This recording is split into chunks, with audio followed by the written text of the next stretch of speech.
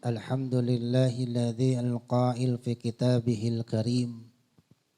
A'udzu billahi minasyaitonir rajim. Bismillahirrahmanirrahim. Innamal khamru wal maisiru wal ansabu wal azlamu rijzum min amali syaitani fajtanibuhu la'allakum tuflihun. Asyhadu an la ilaha illallah wahdahu la syarikalah wa asyhadu anna sayyidana wa nabiyyana Muhammadan abduhu wa rasuluhu la nabiyya ba'dah. Allahumma salli wa sallim wa barik ala sayyidina wa habibina wa qurrati ayunina wa maulana Muhammadin wa ala alihi wa sahbihi ajma'in. Rabbi shrah li sadri wa yassirli amri wa hlul 'uqdatam min lisani yafqahu qawli. Allahumma iftah alaina bil hikmatil 'arifin wa nas'aluka bil ilmikal 'azim wahdina ila shiratikal mustaqim birahmatika ya arhamar rahimin. Amin ya rabbal alamin. Summa amma ba'du. Orang-orang tua kita, Babeh Rijal, Ustadz Andi Darmawan, Ustadz Ahmad Firdaus, dan seluruh sahabat-sahabatku yang semuanya dimuliakan oleh Allah Subhanahu wa ta'ala. Mari kita panjatkan puja dan puji kepada Allah, teriringkan pula salawat dan salam kepada baginda Nabi Muhammad Rasulullah. Semoga kita yang senantiasa istiqamah di malam Sabtu, di majlis Habibah Al-Qalbi, senantiasa Allah berikan curahan rahmat, ampunan, keberkahan, keselamatan untuk kehidupan kita dunia dan akhirat. Kelak pula kita mendapatkan syafaatul uzma baginda Nabi Muhammad sallallahu alaihi wasallam di yaumil akhirat kelak. Amin ya mujibas sailin. Sahabat-sahabat yang dimuliakan oleh Allah Subhanahu wa ta'ala, setelah dibuka majlis ini dengan bertawasul pembacaan surah Yasin Ratibul Haddad, dilanjutkan dengan pembacaan Maulid Simtud Duror, diiringi pula dengan solawat kepada baginda Nabi Muhammad sallallahu alaihi wasallam, dan ditutup dengan doa Maulid dari karangan Al-Alama Al-Habib Ali bin Muhammad bin Husain Al-Habsyi, yang semoga doa-doa kita diijabah oleh Allah Subhanahu wa ta'ala. Doa yang senantiasa Allah jadikan doa untuk bekal kebaikan, keselamatan, keberkahan dalam segala urusan kita, karena berkahnya doa Al-Habib Ali bin Muhammad bin Husain Al-Habsyi. Dan tentunya kita lanjutkan dengan kajian kitab Targhib wa Tarhib. Di dalam kitab ini kita berada di halaman 111. Halaman 111 yaitu di baris yang ketiga dari bawah. Pojok di situ ada kata waqala sallallahu alaihi wasallam ijtanibul khamra. Ketemu di situ? Bismillahirrahmanirrahim. Qala musannifu rahimallahu ta'ala wa nas'aluka ya Allah bi barakati hadza kitab wa mu'alifihi wa nafa'ana fi din wa dunya wal akhirah amin.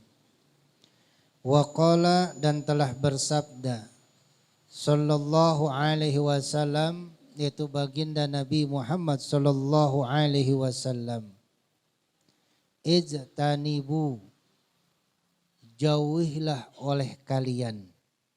Ini fi'lul amr. Jauhilah oleh kalian al-khamru, yaitu minuman keras.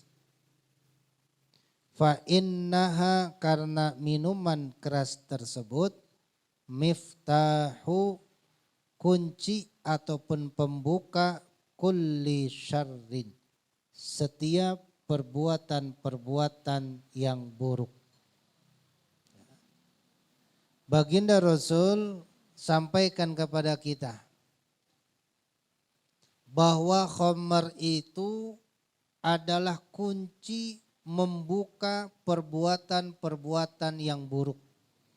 Perbuatan-perbuatan maksiat, perbuatan-perbuatan yang bisa tidak hanya merusak diri kita, tapi juga merusak akal kita.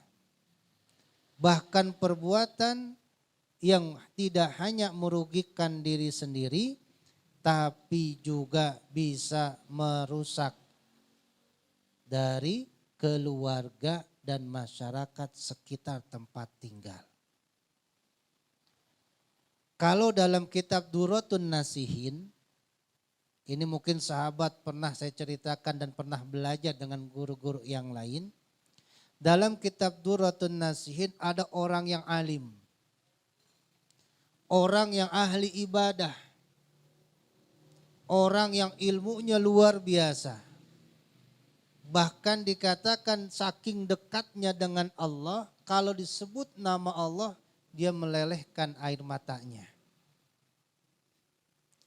Biasa kalau orang alim, orang yang berilmu, banyak orang yang senang, banyak orang yang cinta, ada juga yang tidak senang dan benci. Maka ada orang yang benci kepada orang alim ini, ingin menjatuhkan, sekaligus menguji orang tersebut bagaimana kekuatan keimanan orang alim ini. Maka dikirimlah ya kepada orang alim ini wanita yang tugasnya untuk menggoda orang alim ini dengan bayaran yang mahal. Wanita ini sanggup melaksanakan tugas tersebut, tapi tugasnya enggak berhasil. Ini orang alim lagi zikir, perempuan itu mengganggu dengan suaranya yang merdu, enggak mempan, dia buka kerudungannya, enggak bergeming, itu orang alim, dia buka lagi bajunya. Orang alim itu tidak bergeming juga, dia buka pakaian semua yang dia pakai sampai telanjang bulat. Orang alim ini juga enggak bergeming. Alhasil wanita ini pulang dengan kekecewaan, lapor kepada bosnya, misi tidak berhasil. Orang alim kuat imannya. Akhirnya masyarakat pun tambah lagi cinta kepada orang alim ini. Tersiar kabar orang ini ya tidak tergoda imannya dengan nafsu dan sebagainya. Bahkan di depan mata ada orang yang telanjang, cantik, jelita, tidak tergoyahkan sedikit pun. Sampai pada akhirnya ada iblis merubah dirinya menjadi seorang manusia.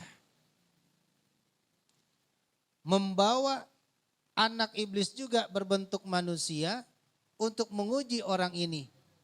Apa kata si iblis?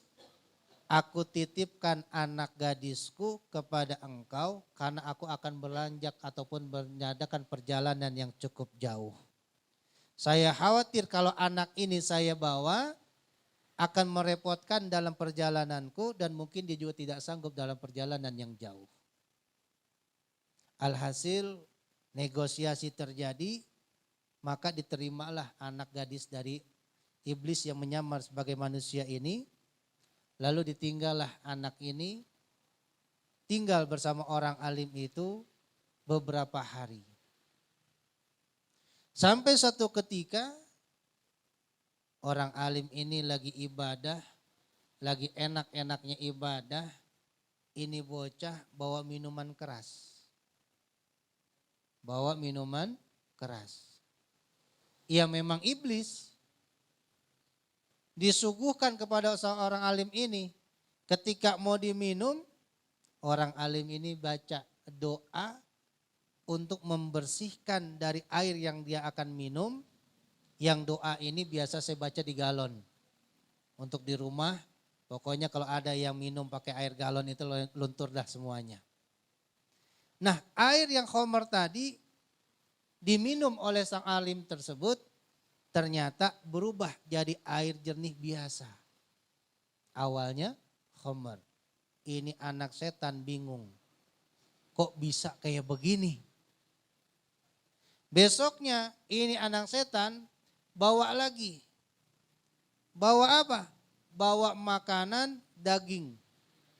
Tidak bilang dengan orang alim ini dagingnya adalah daging dari babi. Dia masak dengan segitu apiknya, dengan bumbu yang begitu banyak, dihidangkan kepada seorang alim ini. Orang alim mau makan pun baca doa lagi.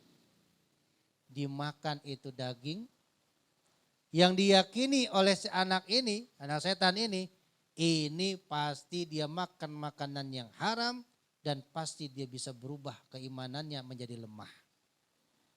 Apa yang terjadi? Itu daging di atas piring yang banyak dihabisin sama orang alim tadi. Ditanya, maaf Tuan, kok dagingnya dihabisin semua? Enak dagingnya. Enak dagingnya. Tapi kalau aku ini tidak makan habis, siapa yang makan setelah aku makan, maka menjadi najis makanan ini. Ternyata masih ada sedikit. Kata si iblis, itu ada sedikit, bolehkah aku minta? Kata sang abid ini orang ibadah, silakan kamu makan. Dimakan sama anak iblis ini, dia cobain. Ternyata daging yang dia tahu itu daging babi yang dia masak, rasanya tidak lagi seperti daging babi, tapi daging hewan yang halal. Di situ dikatakan daging unta. Berubah daging babi jadi daging unta. Besoknya lagi ujian-ujian yang lain. Ternyata Masya Allah, orang alim ini tetap dalam keistiqomahan kekuatan imannya. Nah, di akhir dari kehidupan beliau ada lengahnya. Suatu ketika dia sedang ada di kamar, ini anak gadis masuk ke kamar, ya. Lalu juga ini ya iblis pun masuk mengancam biar orang alim ini memilih, apa kau berzina dengan anak ini atau kau minum minuman keras ini. Nah, ini hati-hati. Setebal apapun iman kita, kadang ada waktunya dia turun. Ya. Kalau Babeh bilang al-imanu yazid wa yanqus, kadang iman itu naik, dia enggak ingat kepada Allah, itu menganggapnya sebuah kemaksiatan. Maka saat itu dia lupa. Setan ambil alih lalu mengancam, kau berzina dengan wanita ini atau kau minum khamar. Taruhannya adalah cuma dua. Kalau enggak dua-duanya dia akan dibunuh. Akhirnya dia milih, aku minum khamar saja dah. Yang dosanya agak ringanan. Menurut alim ini, daripada aku berzina, dosanya besar. Kalimat yang agak ringan, inilah menjadi kelemahan turunnya iman dari seorang alim tersebut, menganggap remeh lagi dari hal yang muskir, yang memabukkan, yang diharamkan oleh baginda Nabi Muhammad SAW. Akhirnya dia minum itu. Dia kaget. Dia baca doa yang biasanya khamar berubah menjadi minuman yang biasa. Ini rasanya benar-benar khamar. Dia kaget. Tapi karena dia sudah kadang ngomong kalau bahasa kita, akhirnya dia minum juga tuh khamar, maboklah si alim tersebut. Mabok, udah lupa. Udah ngeblank. Apa yang terjadi? Dia berzina dengan perempuan tadi, anak dari sang iblis tadi. Berapa bulan kemudian, ternyata iblis ini hamil. Dibuatlah hamil. Panik dengan sang orang alim, dibunuhlah itu wanita sekaligus anak yang dikandungnya. Masya Allah. Ini Tidak tuntas di situ. Si iblis pun pulang pura-pura nanyain anaknya. Anaknya mana dan seterusnya. Akhirnya terbongkarlah bahwa orang alim ini dalam satu kondisi yang terjepit. Lalu dia meremehkan dari ajaran agama Allah. Dia menganggap dosa kecil meminum khamar. Akhirnya karena khamar dia berzina. Karena dia berzina wanita itu hamil. Dan akhirnya dia pun membunuh dari anak yang sudah wanita dihamili. Dan sekaligus ibunya pun dibunuh. Dosanya berlipat ganda. Akhirnya masyarakat tahu, diseret sampai kepada dirajam, lempar batu sampai dia hampir mati. Saat-saat hampir mati, iblis datang lagi. Wahai orang yang dikatakan ahli ibadah. Lihat, begitu luar biasanya keimananmu, rontok cuman gara-gara minum minuman keras. Sekarang kamu nih hampir mati. Maukah kamu selamat? Cukup kau beriman kepada aku iblis dan mengikuti aku. Tidak lagi beriman kepada Tuhanmu Allah subhanahu wa ta'ala. Ternyata dia milih ikut iblis. Dia mengatakan ia ikut iblis. Saat itu pula nyawanya dicabut oleh Allah subhanahu wa ta'ala. Ahli ibadah meninggal dalam su'ul khatimah. Gara-gara apa? Minum minuman keras. Bukan karena minum minumannya keras, tapi dia meremehkan, menganggap kecil dosanya ketika minum minuman keras tersebut. Nah, di sini dikatakan oleh baginda Nabi Muhammad SAW, sesungguhnya khamr itu biang keladinya segala perbuatan-perbuatan maksiat. Orang mabok bisa bunuh orang. Orang mabok bisa merampok. Orang mabok bisa membegal. Kenapa? Akalnya sudah hilang. Kenapa? Hatinya sudah tertutup. Kenapa? Tidak lagi berpikir mana baik mana buruk. Udah terganggu akalnya. Maka gara-gara minuman keras, hal yang dianggap kecil bisa melepaskan keimanan seseorang. Na'udzubillah min zalik. An Anas bin Malikin, dari Anas bin Malik radhiyallahu anhu, semoga Allah meridhoi beliau. Qala, beliau bersabda dari baginda Nabi Muhammad SAW. La'ana Rasulullah, sesungguhnya Rasulullah melaknat sallallahu alaihi wasallam fil khamri, apa yang ada di dalam khamar tersebut, asyratan, 10 hal. Jadi Rasulullah melaknat khamar itu karena 10 hal. Yang berkaitan dengan khamar itu dilaknat oleh Rasulullah SAW. Apa? Asyiraha, orang yang memeras, orang yang membuat minuman keras. Orang yang memproduksi minuman keras, itu namanya asyirah. Wa mu'tasyiraha, dan orang yang menyuruh untuk memproduksi, menyuruh untuk memeras. Kalau yang pertama pengusahanya, begitu. Yang kedua, yang pertama karyawannya. Yang kedua orang yang punya dari pabrik tersebut, yang mempekerjakan karyawan. Wasyaribaha, dan orang yang meminumnya. Wahamilaha, dan orang yang membawa, drivernya, pelayannya, ya. Apa tuh kalau di diskotik namanya hostess, apa? Bartender. Hostess mah perempuannya ya. Ya. Wal mahmulata ilaih, dan orang yang minta dibawain, pelanggannya. Udah berapa tuh? Wasaqiyaha, dan orang yang menuangkan, meminumkan dari minuman keras tersebut. Waba'iaha, orang yang menjual. Wa akila samaniha, orang yang memakan keuntungan dari jual beli khamar.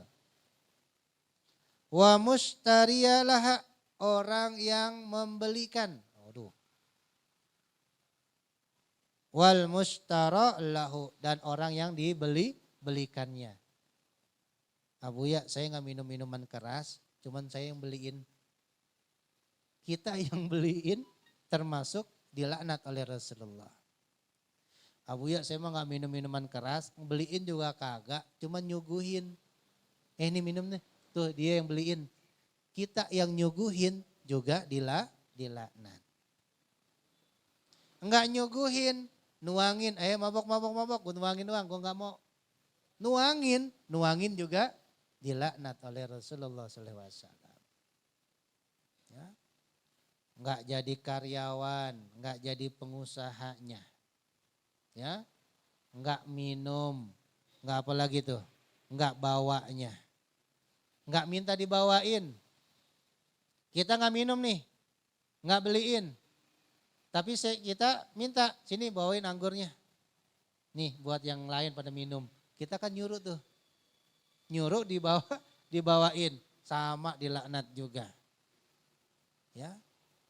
Tuh, minta bawain, dibawa. Orang yang dibawain juga sama. Nuangin, minumin. Atau kita gak mabok. Tapi kita jual. Dapat keuntungan. Ya sama aja. Jadi 10 hal ini tentang khamar semuanya merentet, semuanya udah dilaknat oleh baginda Nabi Muhammad SAW. Intinya apa? Udah kalau ada khamar jangan sampai deket-deket. Harus benar-benar menghindar. Sampai duduknya kita dengan orang-orang yang mabuk kena juga. Ya. Apa? Syekh Junaid Al-Baghdadi, beliau suatu ketika mau sholat jamaah. Ketika beliau lagi berjalan, ada sekelompok orang lagi mabok. Dia jalan, angin berhembus, bau minuman kerasnya itu nempel di jubahnya beliau. Ketika beliau sholat, hatinya gak tenang. Ulang lagi, sholat lagi, hatinya gak tenang. Dia mikir apa ada yang salah. Apa dari wudunya, apa dari apa yang dia lakukan dalam sholatnya. Gak ketemu-temu. Satu saat dia ketemu, oh ini aku berangkat tadi ada sekelompok orang lagi minum minuman keras. Terhembus angin baunya itu nempel di jubah aku. Ini yang membuat sholatku tidak khusyuk. Kita kadang-kadang kecipratan aja udah tahu cipratan masih dipakai buat sholat. Padahal itu najis. Ya. Nah ini Masya Allah Rasulullah SAW begitu perhatian tentang khamar, jangan sampai kita mendekatinya. Karena di zaman jahiliyah itu ya khamar itu sudah menjadi minuman yang biasa. Kalau pagi-pagi minum teh ya dia minum khamar. Habis jalan-jalan aus kita minum es. Dia minumnya khamar. Pokoknya air khamar itu seperti dia minum air putih biasa kayak kita sehari-hari. Bahkan ya mandi juga kalau perlu dia pakai khamar. Saking luar biasanya dengan khamar. Sampai ada sahabat Rasulullah pun yang suka mabok. Ngadu ke Rasulullah. Ya Rasul, aku minta keringanan. Keringanan apa? Semua ajaran agama Allah aku bisa lakukan. Ya sholat, ya zakat, ya semuanya. Tapi satu ya Rasul, satu saya minta keringanan. Boleh diperbolehkannya saya minum khamar. Cuman gara-gara itu doang satu saya gak bisa melepaskan dari segala sesuatu. Kata Rasulullah bilang begini, boleh kamu minum khamar. Sepuas kamu. Asalkan tidak ada yang melihat kamu. Dan kalau aku tanya, kamu harus jujur. Nah 2 nih. Kalau begitu mah gampang. Kalau lagi mabuk ngomongnya itu mah gampang. Akhirnya dia pulang. Mau minum, Lagi sadar nih mau minum. Ntar Rasulullah nanya, aku mabok apa kagak? Kan harus jawab jujur. Akhirnya nggak jadi tuh mabok. Besoknya, aku besok nggak mau ketemu Rasulullah. Karena aku mabok nanti aku di rumah aja. Tapi ketika dia mau minum, Rasulullah nggak tahu, sahabat-sahabat nggak tahu, tapi Allah Maha tahu. Karena lagi sadar dia. Akhirnya nggak jadi minum. Berhari-hari dia berusaha, nggak bohong kalau nanti ditanya, berusaha nggak ada yang ngelihat tapi selalu Allah melihat. Akhirnya apa? Lama kelamaan pun dia meninggalkan minuman keras. Nah ini metode Rasulullah SAW. Sahabat boleh nggak ngerokok asal jangan di depan saya. Gitu ya. Jadi jangan coba-coba ngerokok di depan saya. Ntar saya suruh ngerokoknya dibalik. Ntar saya suruh ngerokoknya dibalik. Isepnya yang ada baranya, ya, yang ada filternya di depannya. Nah, ya coba, ya. Jadi jangan, silakan ngerokok di belakang atau tanpa sepengetahuan saya. Kalau nanti saya tahu di depan saya, apalagi kita lagi ngobrol dia ngerokok, nanti tokonya saya balik. Nah, ya, yang ya. Gitu. Ya kan sudah dikasih tahu. Rasulullah bilang gitu juga, nanti kalau ditanya jujur. Ya, boleh minum tapi jangan boleh ada yang tahu. Wa qala sallallahu alaihi wasallam, salah satun 3 hal la yadkhulunal jannah yang membuat tidak masuk surga. Ini 3 hal yang tidak bisa membuat seseorang itu masuk surga. Mudminul khamri. Kalau udah mudmin itu bukan lagi syarbi. Mudmin itu orang yang hobi minum minuman keras. Ya. Waqati'ur rahmi, memutuskan tali silaturahim. Ya, gua nggak mau teman lagi sama lu, najis. Itu. Dia mati nggak masuk surga. Hati-hati. Dunia akhirat gua nggak redo. Lu ngutang 100 rupiah, gua tagih nanti. Wah, ya tuh. Musaddiqun bisihri. Nah ini. Mempercayai dukun. Perbuatan syirik. Waman mata mudminal khamri. Siapa orang yang mati dalam dia perutnya itu setelah minum khamar. Atau ada khamar di perutnya. Saqahullahu. Maka Allah akan berikan, tuangkan. Ya. Aja wajala alamin nahril guwatah. Ya. Dari apa? Dari air dari nahril guwatah. Apa tuh? Kila wa ma'nahul guwatah. Lalu sahabat bertanya, ya Rasul, apa itu sungai guwatah? Qala, beliau menjawab, nahrun, sebuah sungai. Yajri, yang mengalir. Min furuzil misati. Ya Allah. Sungai yang keluar airnya itu dari kemaluan manusia yang wanita yang suka berzina. Air apa itu namanya? Air nanah dari kemaluan wanita yang suka berzina. Mandi di situ. Minum air itu. Ya. Yu'dhi ahlan nar.